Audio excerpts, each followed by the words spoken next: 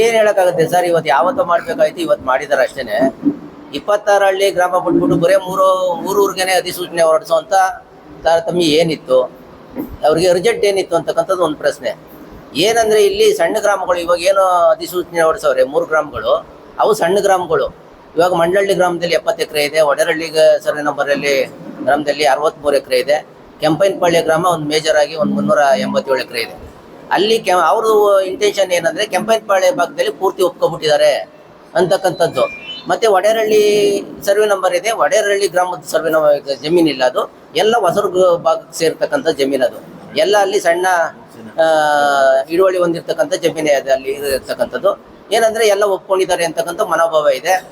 ಆದರೆ ಅವರು ಹೊರಡಿಸಿರತಕ್ಕಂಥದ್ದು ಇವತ್ತು ಏನು ಇವಾಗ ನೀವು ಮಾಧ್ಯಮದಗಳೇ ತೋರಿಸ್ತಾ ಇದ್ರಿ, 1.5 ವರ್ಷದಿಂದ ಅವರು ಕಾನೂನು ಬಾಹಿರವಾಗಿ ಇವತ್ತು ರೈತರ ಮೇಲೆ ದಬ್ಬಳಿಕೆ ಮಾಡಿರ್ತಕ್ಕಂಥದ್ದು. ಯಾರು ಕಾನೂನಾತ್ಮಕವಾಗಿ ಯಾವುದನ್ನು ಕೂಡ ಇವತ್ತು ಮಾಡ್ತಾ ಇಲ್ಲ. 1987ನೇ ಆಕ್ಟಲ್ಲಿ ಅಧಿಸೂಚನೆ ಹೊರಡಿಸ್ತಾರೆ, 2013ನೇ ಆಕ್ಟಲ್ಲಿ ಪರಿಹಾರ ಕೊಡ್ತೀವಿ ಅಂತ ಇವತ್ತು ಕೂಡ ಹೇಳಿದ್ದಾರೆ. 2013ನೇ ಆಕ್ಟಲ್ಲಿ ಪರಿಹಾರ ಕೊಡ್ತೀವಿ ಅಂತ ಅಂದರೆ ಏನು ಹೇಳ್ತದೆ 2013ನೇ ಆಕ್ಟು?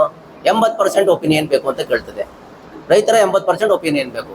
ಮತ್ತೆ 80% 90% ಹಸಿರು ಇರೋ ವಲಯನ ಭೂ ಸ್ವಾಧೀನ ಮಾಡಬೇಕು ಅಂತ ಹೇಳ್ತದೆ. ಮತ್ತೆ ಪುನರ್ವಸತಿ ನಿರ್ಮಾಣ ಏನಂದ್ರೆ ಬದಲಿ ಜಾಗ ಫಲವತ್ತಾತ ಏನು ಇವತ್ತು ಅವಶ್ಯಕತೆ ಇದೆ, ನೀನು ಅಪೋಸಿಷನ್ ಮಾಡ್ಕೊಳ್ಳೇಬೇಕು ಅಂತ ಹೊರಟಾಗ ಆ ಬದಲಿ ಜಾಗ ರೈತನಿಗೆ ಬದಲಿ ಜಾಗ ಕೊಡಬೇಕು. ಇದು ಯಾವುದೂ ನಿಯಮಗಳನ್ನ ಎಲ್ಲ ಗಾಳಿಗೆ ತೂರಿ ಇವತ್ತು ಏಕಾಏಕಿ ದಬ್ಬಾಳಿಕೆಯಿಂದ ನೀವು ವಶಪಡಿಸಿಕೊಡ್ತಾ ಇದ್ದೀರ ಹೊರತು ರೈತರನ್ನ ಮನವೊಲಿಸಿ 80% ಒಪಿನಿಯನ್ ತಗೊಂಡು ಇವತ್ತು ನೀವು ಯಾವುದು ಭೂಸ್ವಾಧೀನ ಮಾಡ್ತಾ ಇಲ್ಲ. ಇದು ರೈತರ ಮೇಲೆ ಮಾಡ್ತಕ್ಕಂಥ ದಬ್ಬಾಳಿಕೆ. ಮತ್ತೆ ರೈತನ ಹೆಸರಿನಲ್ಲಿ ಮರಣ ಶಾಸನವನ್ನ ಬರಿತಾ ಇರ್ತಕ್ಕಂಥದ್ದು ಇವತ್ತು ರಾಜ್ಯ ಸರ್ಕಾರ. ಇವತ್ತು ಮುಖ್ಯಮಂತ್ರಿ ಆಗಿದ್ದೀರಾ, ಉಪಮುಖ್ಯಮಂತ್ರಿ ಆಗಿದ್ದ ಒಂದು ಮಾತು ಹೇಳಿದ್ರಿ. ಇವತ್ತು ನೀವು ಅದರಲ್ಲಿ ನೋಡಿದ್ರಿ ಡಿ ಸಿ ಆಫೀಸ್ ಮುಂದೆ ನೀವು ರೈತರು ನೀವು ಬೀದಿರ್ ಕುಟ್ಕೊಂಡು ಹೋರಾಟ ಮಾಡ್ಕೊಂಡು ಕಿರ್ಚ್ಕೋಬೇಕೆ ಹೊರತು ನನ್ನ ಹತ್ರ ಏನು ಮಾಡ್ಕೊಳಕ್ಕಾಗಲ್ಲ. ನೀವು ನನ್ನ ಭೂ ಸ್ವಾಧೀನ ಮಾಡ್ಕೊತೀನಿ ಅಂತ ಒಂದ್ ಕಡೆ ಅಂದ್ರೆ ಕನಕಪುರ ಭಾಗಕ್ಕೆ ಹೋಗ್ತೀರಿ.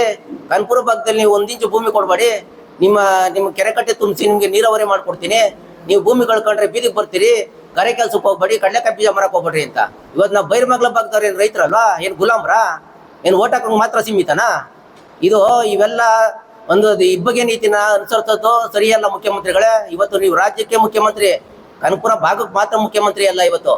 ಇವತ್ತೇನಿದೆ ನಮ್ದು 80,600 ಎಕರೆ 95% ನೀರಾವರಿಯಿಂದ ಕೂಡಿದೆ, ಬಹುವಾರ್ಷಿಕ ಬೆಳೆಯನ್ನ ಬೆಳ್ತಕ್ಕಂದ್ಕೊಂಡು ಒಂದು ಸ್ವಾವಲಂಬಿ ಬದುಕನ್ನ ಕಟ್ಕೊಂಡಿದ್ದಾರೆ ರೈತರು. ಇವತ್ತು ಹೈನುಗಾರಿಕೆಯಲ್ಲಿ ಇವತ್ತು ನಾವು ಮಾಧ್ಯಮಗಳಲ್ಲಿ ಕೂಡ ಹೇಳಿದ್ವಿ, ನಮ್ಗೆ ಹತ್ರ ಅಂಕಿಅಂಶ ಇದೆ, ಎಲ್ಲನೂ ಇಲಾಖೆಗಳಿಂದ ದಾಖಲಾತಿ ತಗೊಂಡು ಇಟ್ಕೊಂಡಿದ್ದೀವಿ ನಾವು. ಇವತ್ತು ಹೈನುಗಾರಿಕೆಯಿಂದ ಈ KMFಗೆ 6 ಲಕ್ಷ ಲೀಟರ್ನ ಹಾಲನ್ನು ಸರಬರಾಜು ಮಾಡ್ತಾ ಇದ್ದೀವಿ. ಇವತ್ತು ರೇಷ್ಮೆ ನೀವು 1 ವರ್ಷಕ್ಕೆ 32 ಕೋಟಿಯಿಂದ 35 ಕೋಟಿ ಆದಾಯವನ್ನು ರೈತ ಇವತ್ತು ಗಳಿಸ್ತಾ ಇದ್ದಾನೆ. ಇದೆಲ್ಲ ಕಂಪ್ಯೂಟರ್ ಬೆಳೆಯಕ್ಕಾಗತ್ತಾ? ಈ ಪರಿಸರ ಎಲ್ಲ ನಾಶ ಮಾಡಿ ಏನು ಇವತ್ತು 8ರಿಂದ 10 ಲಕ್ಷ ಮರಗಿಡಗಳಿದೆ, ಇವತ್ತೆಲ್ಲ ಪರಿಸರ ನಾಶ ಮಾಡಿ ಪಕ್ಷಿಗಳ ಸಂಕುಲ ನಾಶ ಆಗ್ತದೆ, ಪ್ರಾಣಿ ಸಂಕುಲ ನಾಶ ಆಗ್ತದೆ. ಇವತ್ತು 50,000 ದನ ಕರುಗಳಿದೆ, ಈಗ ಮೇಕೆ ಕುರಿ ಕೋಳಿ ಇವೆಲ್ಲ ಎಲ್ಲಿ ಹೊಡಿತೀರಾ ನೀವು? ಇದಕ್ಕೆ ಬದುಕನ್ನು ಕಟ್ಕೊಡಿ ಫಸ್ಟು, ಆಮೇಲೆ ಅಕ್ವೈಷನ್ ಮಾಡಿ. ಇವತ್ತು ದನ ಕರುಗಳಿದೆಯಲ್ಲ ಅದನ್ನ ಎಲ್ಲಿ ಬಿಡ್ತೀರಿ, ಅದನ್ನ ಅವಕ್ಕೆ ಎಲ್ಲಿಂದ ಮೇವು ತಂದು ಹಾಕ್ತೀರಾ? ಅದನ್ನ ಸರಿಪಡಿಸ್ಬಿಟ್ಟು ಆಮೇಲೆ ಭೂ ಸ್ವಾಧೀನ ಮಾಡ್ಕೊಳ್ಳಿ ಅಂತಕ್ಕಂಥ ನನ್ನ ಒತ್ತಾಯ. ನಿರ್ಭೀತ, ನಿಷ್ಪಕ್ಷಪಾತ, ವಿಶ್ವಾಸಾರ್ಹ ಸುದ್ದಿಗಳಿಗೆ ಮತ್ತೊಂದು ಹೆಸರಾಗಿರುವಂತ News18 ಕನ್ನಡ ಈಗ ಆಪ್ನಲ್ಲೂ ಲಭ್ಯವಿದೆ. ದಯವಿಟ್ಟು ಇಲ್ಲಿರುವ QR ಕೋಡ್ ಅನ್ನ ಸ್ಕ್ಯಾನ್ ಮಾಡಿಕೊಂಡು ಆಪ್ ಅನ್ನ ಡೌನ್ಲೋಡ್ ಮಾಡೋದಕ್ಕೆ ಮರಿಬೇಡಿ. ನಿಮ್ಮ ಬೆಂಬಲ ಹೀಗೆ ಸದಾ ನಮ್ಮೊಂದಿಗಿರಲಿ. ಧನ್ಯವಾದ.